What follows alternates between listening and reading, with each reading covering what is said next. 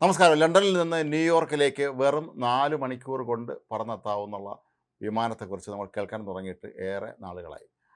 അമേരിക്കയിലെ നാസയാണ് ഇത്തരത്തിലുള്ള ഒരു വിമാനം നിർമ്മിക്കുന്നത്.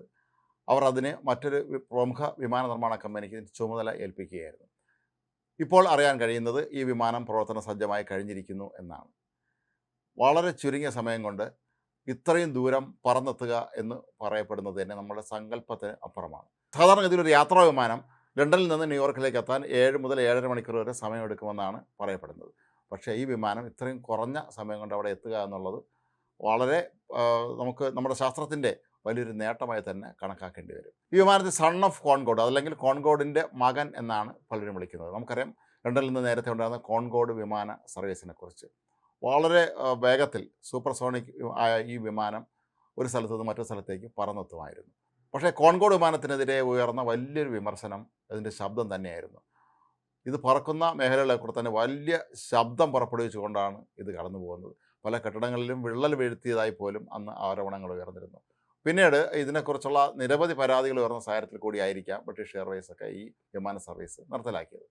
ഏതായാലും അതിനേക്കാൾ വേഗത കൂടിയ ഈ ഒരു പുതിയ വിമാനത്തിന് ആ പ്രശ്നം ഉണ്ടാകില്ല എന്ന് തന്നെയാണ് ഇപ്പോൾ ഇതിൻ്റെ ഉപജ്ഞാതാക്കൾ പറയുന്നത്. X-59 എന്ന ഈ സൂപ്പർ സോണിക് വിമാനം പറക്കുമ്പോൾ ശബ്ദം വളരെ കുറവായിരിക്കും. ഇതിനുള്ള സംവിധാനങ്ങൾ വിമാനത്തിൻ്റെ മുൻവശത്ത് തന്നെ തീർത്തിട്ടുണ്ട്. വിമാനത്തിൻ്റെ മുൻഭാഗം, അതായത് മൂക്കെന്ന് പറയപ്പെടുന്ന ഭാഗം വളരെ നീളത്തിനാണുള്ളത്. ഈ ഭാഗത്തെ പ്രത്യേക ക്രമീകരണങ്ങളിലൂടെ വിമാനത്തിൻ്റെ ഒച്ച കുറയ്ക്കാൻ വേണ്ട സംവിധാനങ്ങൾ വിമാന നിർമ്മാണ കമ്പനി ഏറ്റെടുത്തിട്ടുണ്ട്. അപ്പോൾ അതുകൊണ്ട് തന്നെ ഈ ശബ്ദം കുറവായിരിക്കും. വളരെ വേഗത്തിൽ നിങ്ങൾക്ക് മറ്റൊരു സ്ഥലത്ത് എത്താനും കഴിയും. എന്നാൽ ഈ വിമാനം ഇപ്പോൾ പരീക്ഷണാടിസ്ഥാനത്തിൽ പറക്കാൻ ഒരുങ്ങുകയാണ്.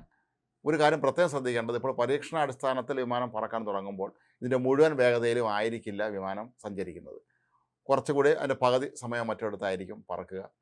ഇതിന് ശേഷം എല്ലാവിധ പരീക്ഷണങ്ങളും പൂർത്തിയായതിനു ശേഷം മാത്രമേ വിമാനം നിലവിൽ പറയപ്പെടുന്ന ഏറ്റവും ഉയർന്ന വേഗതയിൽ സഞ്ചരിക്കുകയുള്ളൂ. ഇപ്പോഴും ഈ വിമാനം ഗവേഷകരുടെ നിരീക്ഷണത്തിൽ തന്നെയാണ്. അവർ പലതരത്തിലുമുള്ള പരീക്ഷണങ്ങളും നിർദ്ദേശങ്ങളൊക്കെ ഇപ്പോഴും നൽകിക്കൊണ്ടിരിക്കുകയാണ്. പക്ഷേ വിമാനം പറക്കാനുള്ള എല്ലാ പ്രവർത്തനങ്ങളും സജ്ജമായി കഴിഞ്ഞിരിക്കുന്നു എന്ന് തന്നെയാണ് നാസ അറിയിക്കുന്നത്. മാത്രമല്ല അവിടുത്തെ ഗവേഷകർ പറയുന്നത് ഇതിനെ കോൺകോർഡിൻ്റെ മകൻ എന്ന് വിളിക്കുന്നതിനോട് തങ്ങൾക്ക് യോജിപ്പില്ല എന്നാണ്. ഇതിന് സ്വന്തമായ നിലനിൽപ്പുള്ള കോൺകോർഡിനേക്കാൾ നിരവധി സവിശേഷതകളുള്ള വളരെ കൃത്യമായി പ്രവർത്തിക്കുന്ന ഒരു വിമാനമാണ് ഈ പുതുതായി തങ്ങൾ പുറത്തിറക്കുന്ന സൂപ്പർ സോണിക് എന്ന് തന്നെയാണ് നാസയിലെ ഗവേഷകർ അവകാശപ്പെടുന്നത്. തങ്ങൾ ഏറെ നാളായി ബുദ്ധിമുട്ടി ഉണ്ടാക്കിയ ഒരുപാട് ജോലികളുടെ കൂടി ഭാഗമായിട്ടാണ് ഈ ഒരു വിമാനം ഇത്തരത്തിൽ നിർമ്മിക്കാൻ കഴിഞ്ഞത് എന്നാണ് നാസ അവകാശപ്പെടുന്നത്. 247.5 മില്യൺ ഡോളറാണ് ഈ വിമാനത്തിൻ്റെ നിർമ്മാണ ചെലവ്. അമേരിക്കയിലെ പ്രമുഖ വിമാന നിർമ്മാണ കമ്പനിയായ ലോക്ഹീഡ് മാർട്ടിനാണ് ഈ വിമാനം നിർമ്മിക്കുന്നത്. ലോക്ഹീഡ് മാർട്ടിൻ നിരവധി യാത്രാ വിമാനങ്ങൾ നിർമ്മിക്കുന്ന ഒരു സ്ഥാപനമാണ്. ലോകപ്രശസ്തമായ വിമാന കമ്പനിയെ തന്നെയാണ് നാസ ഈ വിമാനം നിർമ്മിക്കുന്നതിൻ്റെ കരാർ ഏൽപ്പിച്ചിരുന്നത്. വർഷങ്ങൾ നീണ്ടുനിന്ന ഗവേഷണങ്ങൾക്കും പരീക്ഷണങ്ങൾക്കും എല്ലാം ഒടുവിലാണ് ഇപ്പോൾ ഈ വിമാനം പറക്കാനായി ഒരുങ്ങുന്നത്.